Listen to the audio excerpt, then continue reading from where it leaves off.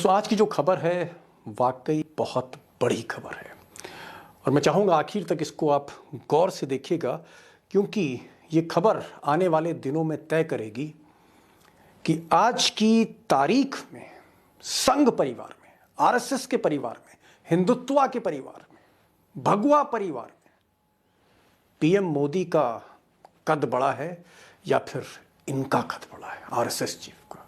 और आरएसएस और बीजेपी, खासकर आरएसएस और मोदी सरकार, इसमें जो टकराव है ये इधर कुछ अरसे से बढ़ता चला जा रहा है। बीच में आपने देखा होगा कि किस तरह आरएसएस के जो जनरल सेक्रेटरी हैं दत्तात्रेय होसबोले, इन्होंने मोदी सरकार की आर्थिक नीतियों की बड़ी जबरदस्त आलोचना करी और कैमरे पर करी। हड़कंप मच गया, लेकिन मामला संभल गया। और अब एक बार फिर मोदी सरकार, मोदी गवर्नमेंट और आरएसएस के बीच में भीतर ही भीतर टकराव बढ़ रहा है। आप कह सकते हैं कि भले ही इसको गोदी मीडिया छुपाए, लेकिन तलवारें खिंची हुई हैं।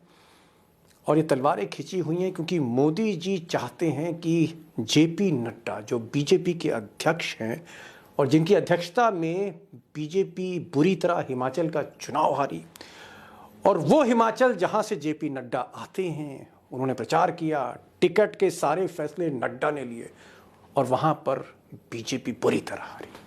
और दिल्ली का जो एमसीडी का जो चुनाव था, वहां भी नड्डा साहब ने कई दिन तक गली गली रैली करी, वहां भी बीजेपी हारी।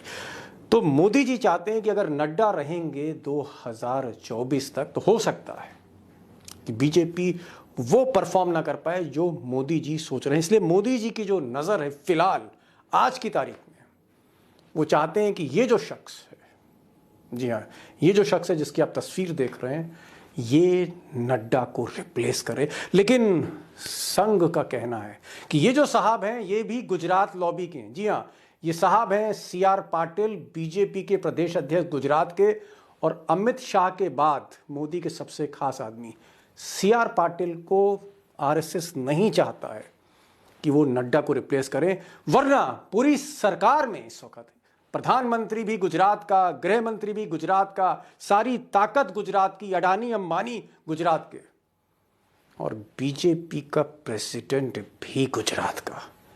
ऐसा संघ नहीं चाहती, आरएसएस नहीं चाहता है कि पूरी पार्टी का गुजरातीकरण हो जाए। और 20 जनवरी को नड्डा साहब रिटायर हो रहे हैं। उनका 3 साल का जो कार्यकाल है खत्म हो रहा है, महीना और बाकी है।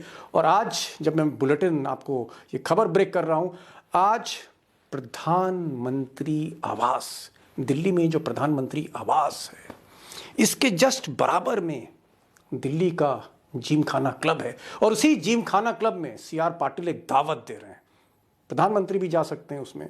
और उस दावत में बेसिकली सीआर पाटिल अपने को स्थापित कर रहे हैं, क्योंकि इनकी निगाह नड्डा की कुर्सी पर है। अब सवाल यह है कि क्या मोदी आरएसएस को मनाकर या आरएसएस को दबाव में लाकर नड्डा को कुर्सी से उतारते हैं और अपने आदमी को बैठाते हैं, या फिर जेपी नड्डा बने रहेंगे, उनको एक्सटेंशन दिया जा सकता है साल भर का, या फिर कोई तीसरा अध्यक्ष आए। ये जो कश्मकश है बीजेपी के पार्टी की सबसे बड़ी कुर्सी को लेकर, घमासान मचा है। और आज इसी से मैं पर्दा हटाने जा रहा हूं, डिकोड करने जा रहा हूं हो क्या जा रहा है। और मेरे साथ आज अशोक वानखेड़े रहेंगे। और आज ये स्टूडियो में नहीं है वानखेड़े साहब, दरअसल मुझे आप तक खबर पहुंचानी थी और वानखेड़े साहब फ्लाइट पकड़ रहे थे दिल्ली से रांची की। मैंने जहाज में ही वीडियो कॉल लगा दिया, ये जहाज से आपसे बात करेंगे, उसको मत भूलिएगा, क्योंकि खुलासे होने जा रहे हैं आज, बड़े खुलासे होने जा रहे हैं। और दूध का दूध, पानी का पानी, सवाल एक ही है दोस्तों, आरएसएस वर्सेस बीजेपी में मोहन भागवत और दत्तात्रेय होसबोले ये ज्यादा ताकतवर हैं, या फिर मोदी, शाह और पाटिल ये ज्यादा ताकतवर हैं? तलवारें खिंची हुई हैं। अब दोस्तों ये आरएसएस और बीजेपी के बीच में, मोदी जी और भागवत जी के बीच में, ये जो परिवार के बीच में, घर के बीच में ये जो तलवारें खिंची हैं, झगड़ा हो रहा है, इस पर तो मैं आ ही रहा हूँ। और आपको हवाई जहाज के भीतर से भाव का खुलासा भी सुनाने जा रहा हूँ इस पूरे मुद्दे पर। लेकिन मुझे लगता है कि जो झगड़े की जड़ है जरा उस पर भी हम बात कर लें। जी हाँ, CR पाटिल पे बात कर लें, जिस पर मोदी जी बहुत फिदा हैं आज की तारीख में, सबसे बड़ी कुर्सी देना चाहते हैं। वो चाहते हैं कि पाटिल को नड्डा जी की जगह बैठा दिया जाए। तो एक बार पाटिल के बारे में बात कर लें, फिर आगे बढ़ते हैं झगड़े की तरफ। पाटिल साहब जो थे ये दरअसल हैं तो महाराष्ट्र के, लेकिन मोदी जी के करीब होने की वजह से इनको गुजरात का प्रदेश अध्यक्ष बना दिया। यानी पहले महाराष्ट्रियन हैं जो गुजरात में पार्टी को लीड कर रहे हैं। ये पहले कभी सिपाही हुआ करते थे और फिर बाद में किसी विवाद के चलते ये इनको बर्खास्त कर दिया गया सिपाही की नौकरी से गुजरात में, और राजनीति में आ गए, मोदी जी के संपर्क में आए।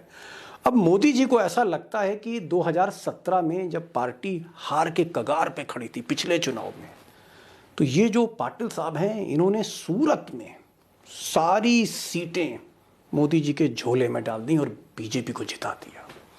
उसके बाद मोदी जी इतना खुश हुए कि पाटिल को इन्होंने गुजरात के बीजेपी का प्रेसिडेंट बना दिया। और उसके बाद से लोग ऐसा कहते हैं कि सुपर CM हैं गुजरात के। ये कहीं ना कहीं कभी कभी अमित शाह से भी ज़्यादा ताकतवर हैं। अमित शाह को भी ये नज़रअंदाज कर देते हैं। सीधे मोदी जी से इनकी हॉटलाइन जुड़ी है।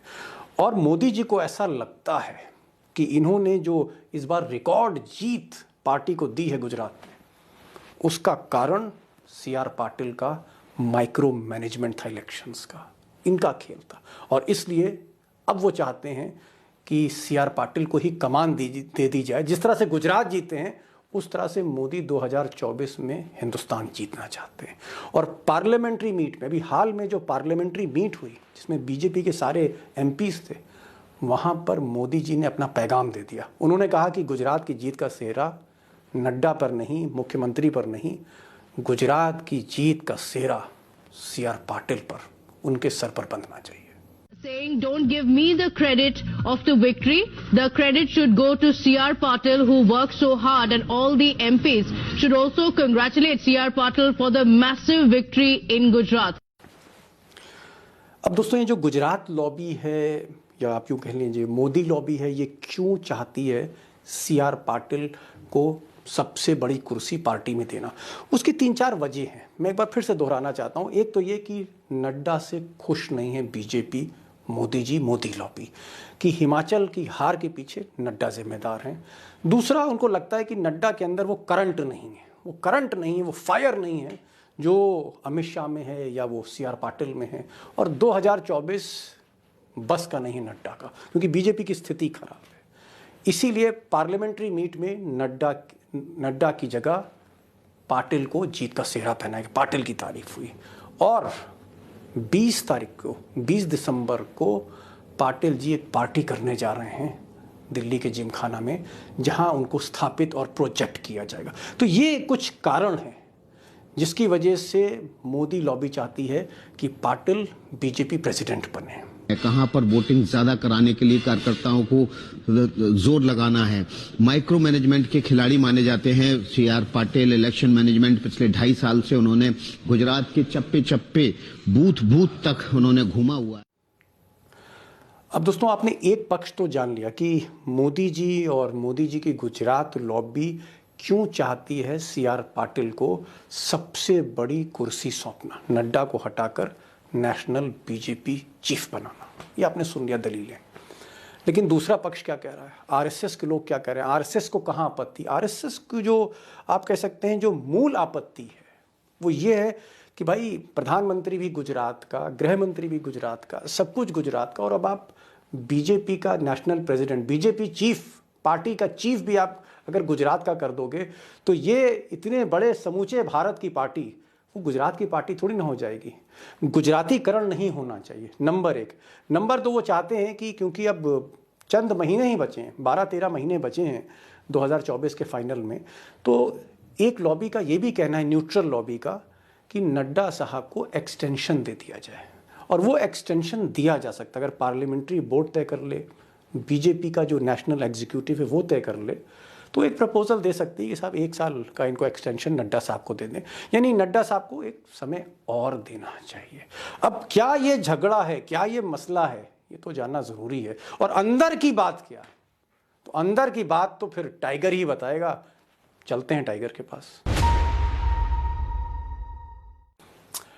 और दोस्तों, इस खबर की तह में जाने के लिए जब मैं टाइगर के पास पहुंचा तो टाइगर उस वक्त जहाज़ में बैठ चुके थे दिल्ली एयरपोर्ट पर और फ्लाइट के अंदर थे, ऑन बोर्ड कर चुके थे, जहाज़ अभी उड़ा नहीं था। और उस वक्त वीडियो कॉल पे उनको मैंने लाइव लिया।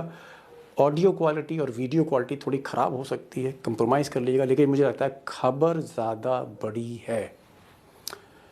बहु बिना रुके मैं आपसे पूछना चाह रहा हूं कि आखिर ये जो घमासान है, ये जो आरएसएस वर्सेस बीजेपी हो गया है नड्डा की रिप्लेसमेंट को लेकर, कहानी क्या है इसकी? संघ के लिए सबसे बड़ा प्रॉब्लम है, संघ भाजपा को एक राज्य में सीमित नहीं करना चाहता। सब कुछ गुजराती नहीं होगा। वर्तमान में आप देखा जाए तो पीएमओ में भी सारे अधिकारी गुजरात से आते हैं, गुजराती आईएएस ऑफिसर अलग अलग एजेंसी में हावी है।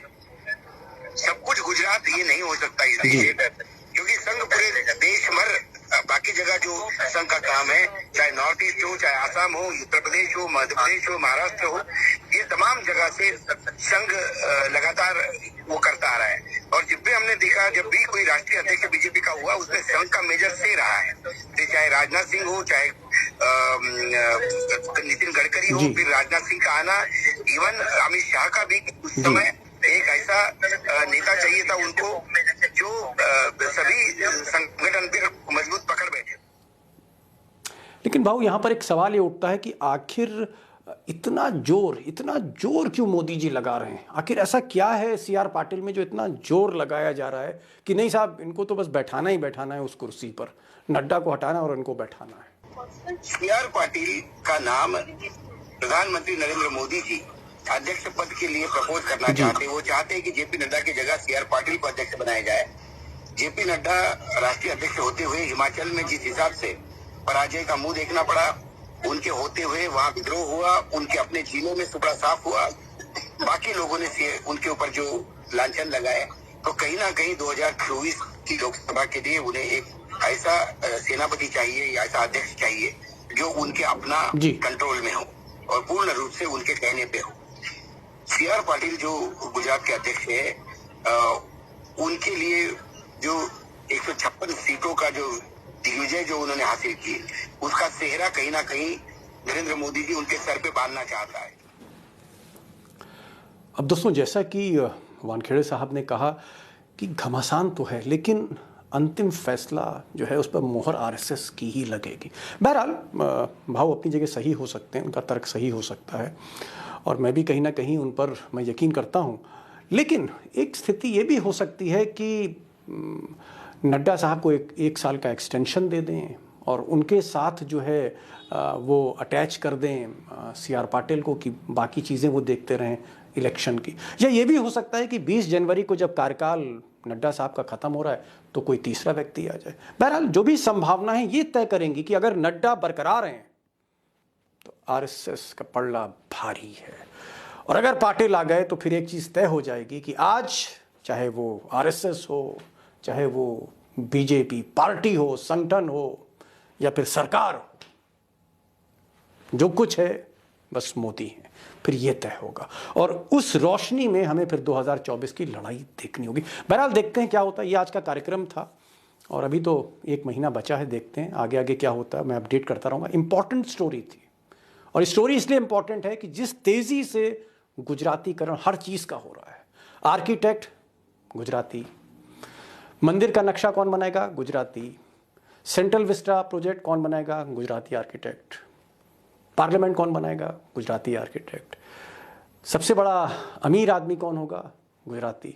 मैं गुजरात के लोगों के लिए बहुत ही मुझे लगता है काबिल लोग हैं। इस गुजरात से हमको गांधी मिले हैं, इस गुजरात से हमको पटेल मिले हैं, अंबेडकर की भी शिक्षा दीक्षा वहीं हुई। तो ऐसा नहीं है कोई गुजरात के प्रति कोई मेरा स्पर्शंस नहीं, लेकिन मोदी जी के जो लोग हैं वो जिस तरह से छा रहे हैं, वो उस रोशनी में, उस लाइट में आपको फिर 2024 को देखना पड़ेगा और 2024 के भारत को देखना पड़ेगा। इसलिए ये आज की खबर इम्पॉर्टेंट थी और पाटिल भी इम्पॉर्टेंट थे। तो बहरहाल ये आज का वीडियो, फिर मिलेंगे नई वीडियो के साथ।